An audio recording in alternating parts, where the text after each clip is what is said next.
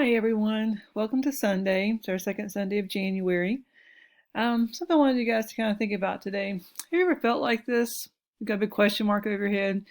You didn't know the answer to a question, or you weren't sure how to do something you've been asked to do, or you saw something or heard something just to understand why it worked out that way. And I remember being like that when I was your age, especially if somebody would make a decision to do something that was hurtful or not very nice or maybe just outright mean. Like, why would that happen? I'd been taught that God was all powerful and that He loved us, and I never could understand that. And I remember my parents explaining it to me. We're not robots, which is a good thing. God doesn't direct us, or God doesn't make us do things or tell us what we have to do every single day. He doesn't control us that way. He wants us to make good choice. He wants us to decide to be Christians. He wants us to decide to follow Him and listen to Him and make our decisions based on what He wants us to do. Unfortunately, sometimes that doesn't happen, because we are people. Sometimes we do make mistakes, and sometimes we listen to other people, or we get different ideas, or we forget to pray to God and ask Him for what He wants us to do.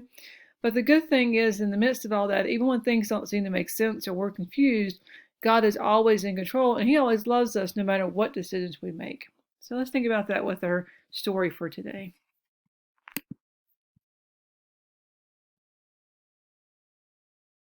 God's story. God reminds His family He loves us. So part of God's story is about how God reminds His family He loves us. It goes like this. For some reason, God's family has always had trouble remembering that He loves them and keeps His promises. It's happened throughout history, and it still happens today. The great thing is, God loves us so much that He's given us some pretty cool reminders. One of the first reminders God gave us was right after He saved Noah and his family from a huge flood. God wanted Noah to trust that there would never be a flood that big again. So He set a rainbow in the clouds and told Noah to remember to trust Him every time he saw one. We still see rainbows today. Sometimes even double rainbows. Anyway, years later, a man named Abram was told he'd be the father of God's special family. This was before Abram had any kids at all. So God gave him a new name, Abraham. Every time he heard his new name, Abraham remembered God's special promise. And sure enough, God began a family through Abraham. But as the family got bigger, they suffered in a land far away from their home.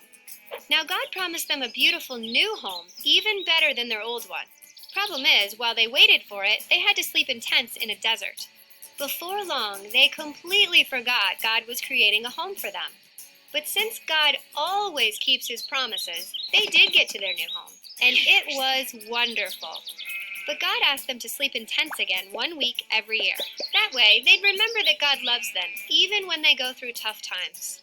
And actually, it's a lot like how we're waiting for Jesus to return and recreate the world into our perfect home. Well, later on, Jesus came to earth to rescue us, but people still forgot God's love. So Jesus told us to remember He loves us and takes care of us when we see birds and flowers. Birds don't grocery shop, but they eat. Flowers don't buy new outfits, yet they always look beautiful. And Jesus knew that even after He rescued us, we would forget He loves us. Kids, Jesus' rescue was the most loving act in the history of the universe.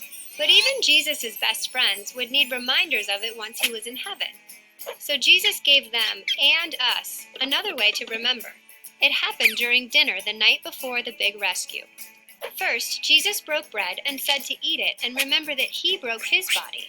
He drank wine and said to drink it and remember that He shed His blood. The disciples didn't understand what that meant until later, after Jesus died to rescue us. We still eat bread and drink wine to remember Jesus' rescue. It's called communion. Well, 3 days after Jesus died, He came back to life. And guess what? We get a reminder of that too. See, Jesus invites everyone to follow Him and join His family. When we get baptized, we show everybody that we made that choice. Baptism reminds us that Jesus was buried and came to life again. Now, even with all these reminders, we forget sometimes.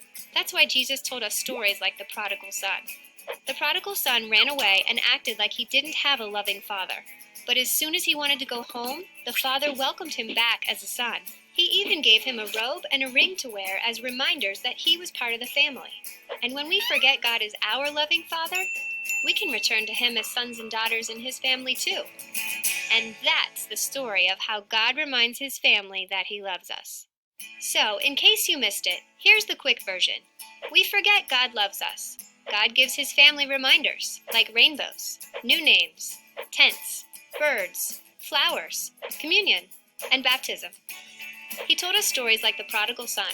We still forget, but God always reminds us and welcomes us back to his family. And that's a part of God's story. So one of the important things from that story for me is that idea that even today we can be reminded that God still loves us and that we can trust him, that he's going to take care of us no matter what comes our way. I think about from Proverbs 3:5-6. Trust in the Lord with all your heart and lean not on your own understanding. In all your ways submit to him, and he will make your path straight. And that can be a lot easier said than done sometimes, but it's true that if we follow God and lean on him for our understanding of how to handle life, he's going to take care of us in ways that we can see that God still loves, just like we mentioned with baptism and communion and the rainbow in the sky. Look around you today. Anytime you see someone doing an act of charity to help someone else, anytime we spend time with our family and we feel good about that, even when we go outside and see the sun come up every day and we see the trees and the flowers blooming, all of those are reminders from God that he is still loving, that he is still in charge, and he will be there to take care of us no matter what happens. Let's think about that with our song today.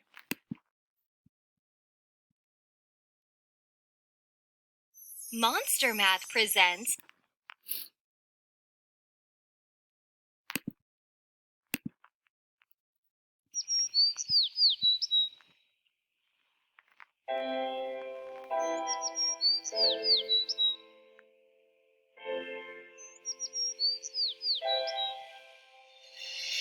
Jesus loves me, this I know, for the Bible tells me so.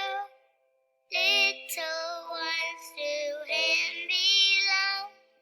They are weak, but he is strong. Yes, Jesus loves me. Yes, Jesus loves me. Yes, Jesus loves me.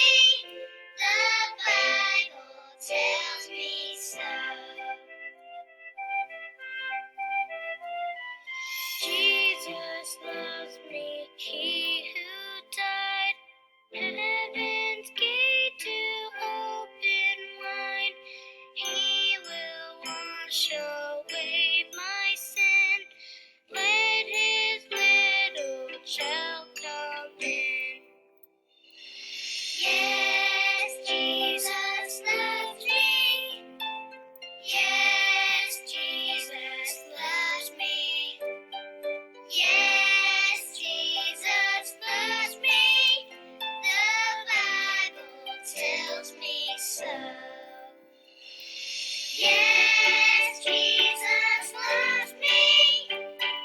Yes, Jesus loves me. Yes, Jesus loves me. The Bible tells me so. The Bible tells me so.